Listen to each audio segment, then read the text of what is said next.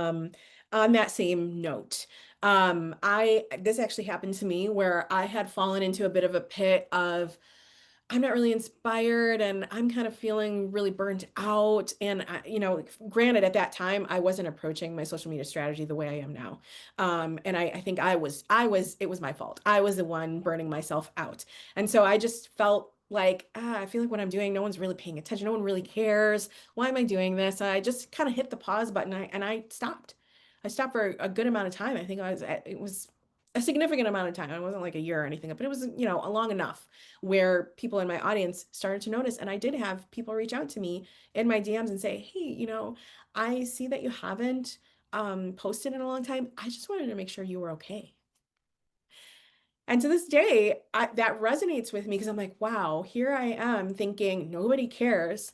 And people absolutely care.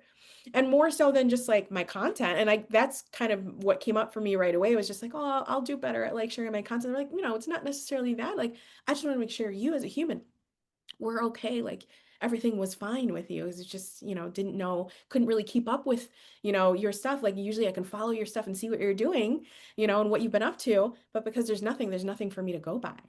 So you have a community of people, whether you think so or not, who are invested in you, who are interested in what you have to share.